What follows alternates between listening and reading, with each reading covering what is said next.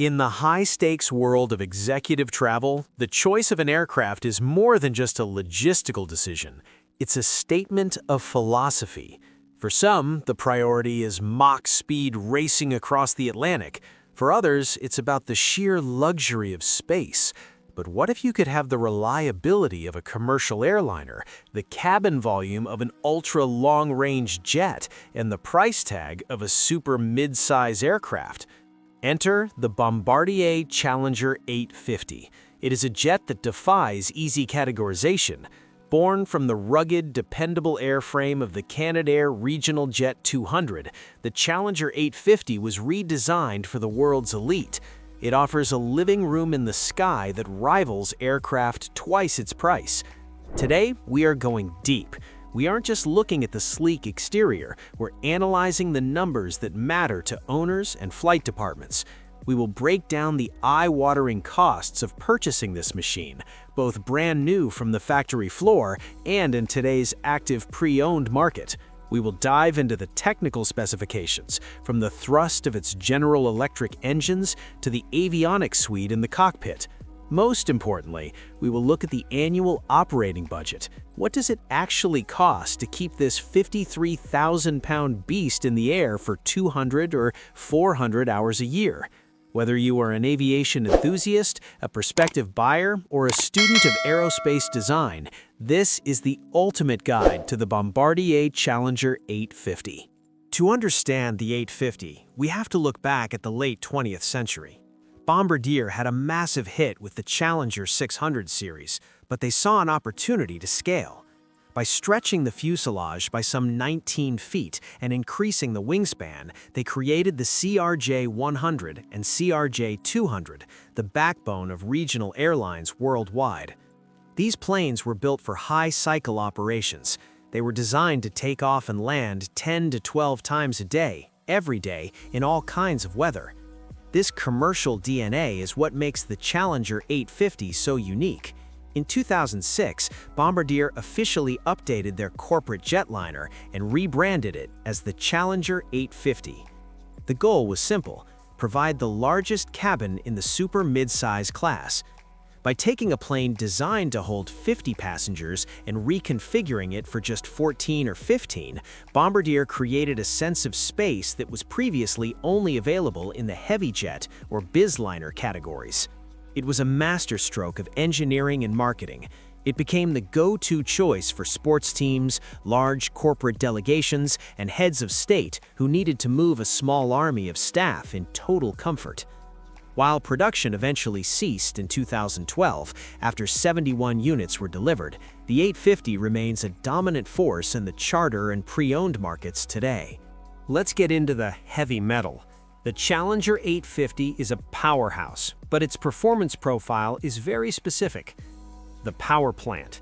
Under the hood, or rather on the rear fuselage, sit two General Electric CF34-3B1 turbofan engines. These aren't just any engines, they are the gold standard for reliability. Each engine produces 8,729 pounds of thrust. Flat rating. These engines are flat rated to ISA plus 8 degrees Celsius, meaning they maintain consistent power even in warmer climates. Efficiency. The 3B1 variant is 3% more fuel efficient than the older engines found on the original regional jets. Maximum speed. The 850 can reach a top speed of 528 miles per hour, or Mach 0.850. However, its typical high-speed cruise is around Mach 0.80. This is where the 850 shows its transcontinental nature. With full fuel and NBAA IFR reserves, it has a range of 2,811 nautical miles, or approximately 5,200 kilometers. It can soar at a maximum altitude of 41,000 feet, keeping it well above most commercial traffic and weather patterns. However, there is a trade-off. Because the 850 is a larger, heavier airframe with a max takeoff weight of 53,000 pounds, it requires more runway than a smaller Challenger 605. Its balanced field length is approximately 6,305 feet.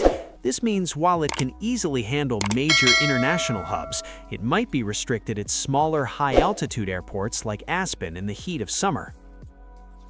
The Challenger 850 is all about space.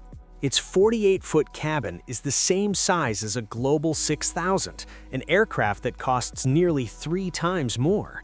With a height of over 6 feet, most passengers can stand and walk comfortably. There are 4 layouts. Executive 1 is the most common, with meeting tables and a rear divan. Executive 2 adds 2 large divans for sleeping. Executive 3 focuses on dining. The baseline layout seats up to 19 passengers. It features a large airline-style galley, 2 lavatories, and 202 cubic feet of baggage space, accessible during flight. The Challenger 850 uses the Rockwell Collins Pro Line 4 glass cockpit with 6 digital screens. Dual FMS systems provide precise navigation, while EGPWS and TCAS-2 enhance safety. A computer-controlled spoiler system improves handling during landing. Pilots trained on the CRJ-200 can fly the 850 with minimal additional training, reducing operating complexity. When new, the Challenger 850 cost around $32 million. Today, pre-owned models average about $7.5 million, with prices ranging from $3.9 to $9.5 million. That means Global 6000 level cabin space for the price of a light jet, but ownership doesn't end at the purchase price. At 200 hours per year, annual costs are about $1.3 million, or $15.35 per mile. At 400 hours, costs rise to $2.03 million, but drop to $12.05 per mile. Fuel is the biggest expense, followed by maintenance and crew. Fixed costs alone can reach up to $800,000 per year.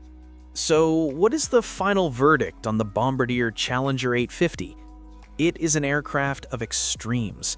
It offers extreme space for a relatively low purchase price. It offers extreme reliability thanks to its commercial airline DNA, but it also requires an extreme budget to operate.